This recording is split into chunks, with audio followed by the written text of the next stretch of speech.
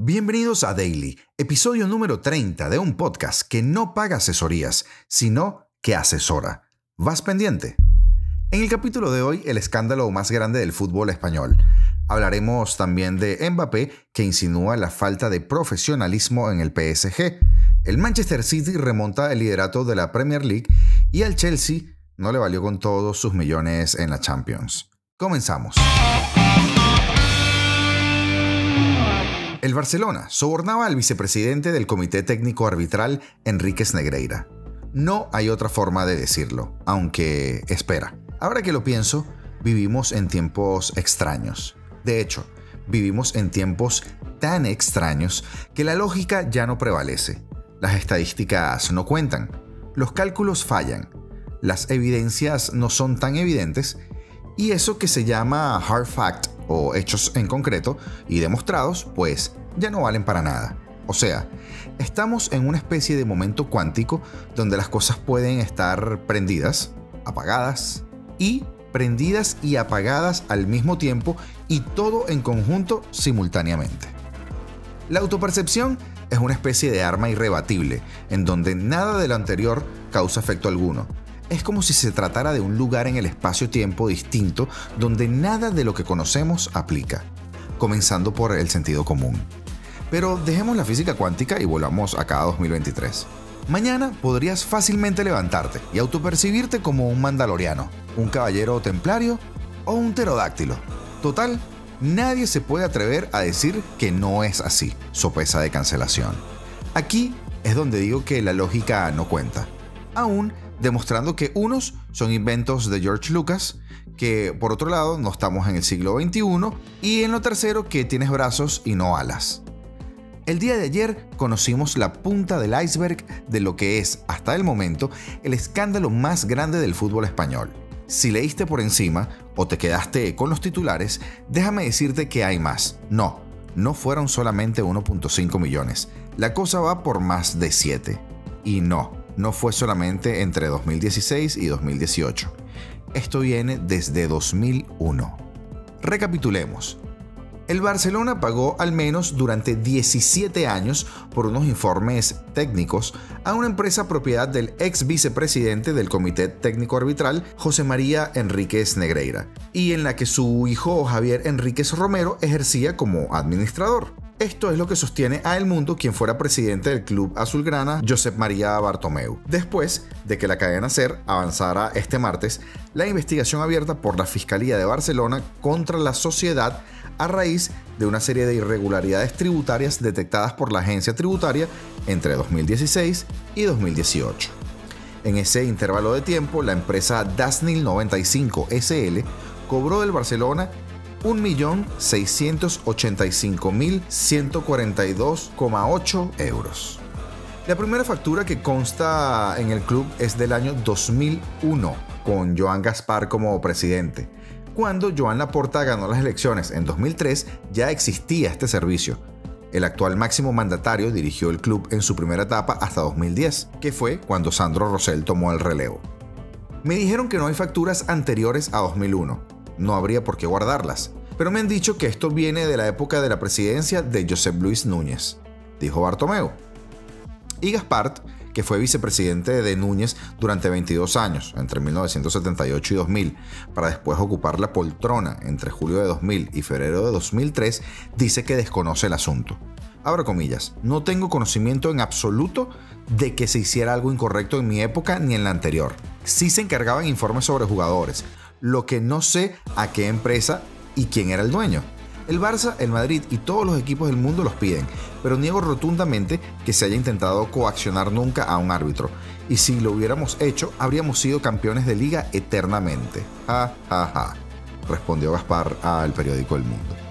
Según Bartomeu, la interlocución durante su etapa se hizo siempre con Javier Enríquez, hijo del ex vicepresidente del Comité Técnico de Árbitros. A Javier, abro comillas, lo conocí en 2015. Era el que hacía los informes, pero quien trataba con él era el área deportiva. Yo no tenía reuniones ni con el hijo ni con el padre. No era un tema de presidencia ni de directivos. Pero los informes físicos existen. Además, hay videos que hacía el propio Javier. Cogía los partidos y analizaba los jugadores o las jugadas donde hubiera algún acierto o algún error arbitral. Prosigue Bartomeu, que además niega que tratara con Enríquez Negreira cuestiones relacionadas con los arbitrajes. Vuelvo a citarlo. Yo a Negreira lo vi muchas veces en la Federación Española. El ex árbitro de primera entre el 77 y el 92 fue además vicepresidente del Comité Técnico de Árbitros desde el 94 hasta 2018. Pero nunca hablé con él de arbitrajes. De hecho, nunca hablé con ningún árbitro sobre el tema de arbitraje. Prohibido. Además, creo que Negreira no pintaba nada. Bartomeu y otros ex ejecutivos del Barcelona han presentado declaración ante Fiscalía. También lo ha hecho Enrique Negreira y su hijo, que consta como administrador único de la empresa entre 2004 y 2019. Si bien Javier Enríquez facilitó informes técnicos, su padre declaró que estos se comunicaban verbalmente, algo que niega el propio Bartomeu. El hijo aportó los trabajos que hizo, pero el padre dijo que les pagaron por no hacer nada, no sé por qué. Y estos informes seguro que están en el club, o, si no, en el despacho de Javier Enríquez o en la Fiscalía. En junio de 2018 el Barcelona pagó la última factura a Dasnil 95. La interrupción de la vinculación comercial coincidió con la salida de Enríquez Negreira del Comité Técnico de Árbitros. La reacción de Laporta el día de ayer fue prácticamente decir que ellos son los buenos y que los malos son quienes puedan llegar a pensar o dudar de la honorabilidad del Barça, agregando además con la cara bien dura que el problema aquí no es la noticia per se, sino que casualmente saliera ahora que el Barça tiene un buen transitar en la liga, y solo eso. Supongo entonces que la Fiscalía tendría que haberle preguntado a Laporta para cuándo le apetecía una investigación de tal magnitud. Pero si te parece que 2001 es mucho tiempo para atrás, pues en 1994 Ramón Mendoza, quien fuera presidente del Real Madrid, ya asumía que habían indicios de presunta corrupción deportiva y dijo en esa época: lo que está haciendo Enríquez Negreira en el Barcelona crea gran preocupación a miles de personas. Sí, 1994 y sí, el mismo Enríquez Negreira, pero en otro caso. Mientras tanto, la prensa de Cataluña sigue en Narnia. Vaya, es difícil que esta gente abandone el armario porque para estos es increíble. Unos fantasían que el partido que juega hoy el Barça es un duelo de Champions y el otro periódico pide una noche mágica, pero ninguno de los dos se hacen eco de la noticia, o sea, para ellos no existe. O capaz se les ha pasado un detallito informar sobre lo que hasta el momento es el escándalo más grande de la historia del fútbol español. Y ahora nos vamos a la Superliga.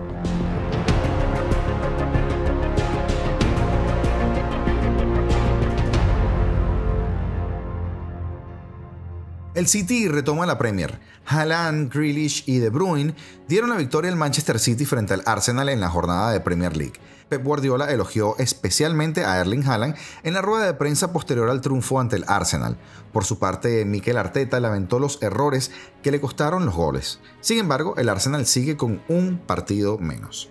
Era el partido más importante de la temporada, el más esperado al menos. Había muchas esperanzas depositadas en el enfrentamiento entre Gunners y Sky Blues en el Emirates Stadium, y es que este partido no defraudó. Quien más ilusión mostró antes y durante el encuentro fue el lado local, pero la historia volvió a repetirse. Los 3 puntos volvían directos a Manchester y el cuadro mancuniano ampliaría a 11 los encuentros consecutivos de Premier League derrotando al Arsenal. Sin Thomas Partey y tras un grave error de Tomiyasu, antes de la media hora de encuentro, la efectividad de los pupilos de Guardiola pasó por encima del cuadro local. Aunque Bukayo Saka logró empatar el encuentro antes del descanso, Erling Haaland volvió a hacer acto de presencia. A los de Mikel Arteta aún les resta un partido aplazado, pero el Manchester City ya está aquí. Londinenses y mancunianos empatan a 51 puntos en lo más alto de la tabla. Como dato curioso, dime de qué predicas. El Manchester City tan solo tuvo 36% de posesión durante todo el partido y con eso fue suficiente para meter 3 goles.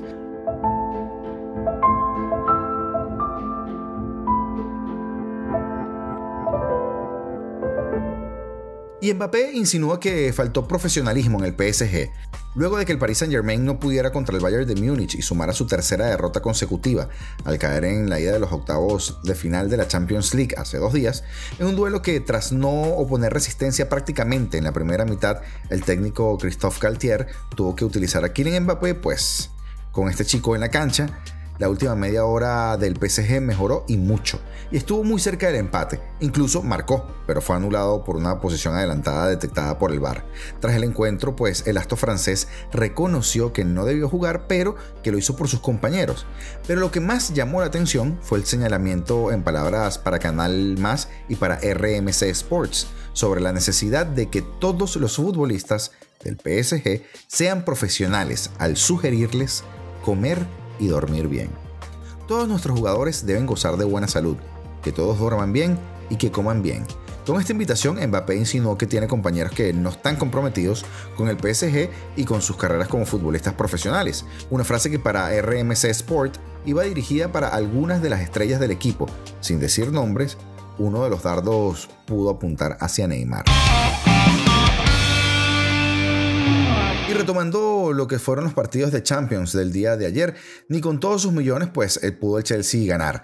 La Champions League no entiende de dinero, que se lo digan al PSG. El Chelsea, de récord en una temporada de inversión de fichajes, que fueron más de 600 millones de euros, cayó en la ida de los octavos de final de la Champions ante el Dortmund, con un solitario gol de Karim Adeyemi, el fichaje más caro de la temporada Borussen, que llegó desde el Salzburgo por escasos 30 kilos. Así de impredecible es el fútbol, por eso es que nos gusta tanto.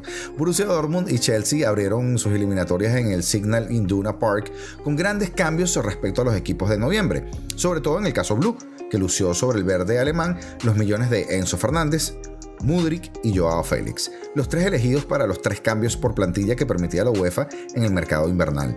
En el 11 del Dortmund, por su parte, otro nombre que no estaba en noviembre, Sebastian Haller, se hizo presente. El costamarfileño debutó en Champions con los hermanos y suya fue la primera gran ocasión para el conjunto de Terzic, pero su remate se fue al lateral de la red.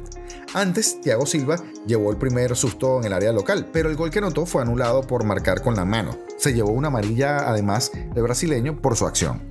La primera parte fluyó en torno a la figura de un Joao Félix inmenso. El portugués parece querer reivindicarse en Londres y sabe que a los de Stamford Bridge solo les queda la Champions esta temporada. Pudo incluso abrir el marcador, pero sus lanzamientos en el tramo final del primer acto se fueron por arriba por muy poco y el segundo al larguero.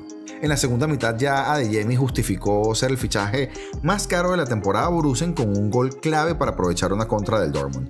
Tras saque de esquina del Chelsea, pues llegó el daño. El alemán cogió el balón, se deshizo con facilidad de Enzo Fernández y de Kepa y culminó su carrera con el gol de la victoria en el 63. A partir de ahí, el Dortmund intentó dormir el partido, mientras que el Chelsea tuvo una clarísima para empatar, pero Emre Can sacó sobre la misma línea un disparo de Koulibaly dentro del área que no pudo atajar Cole.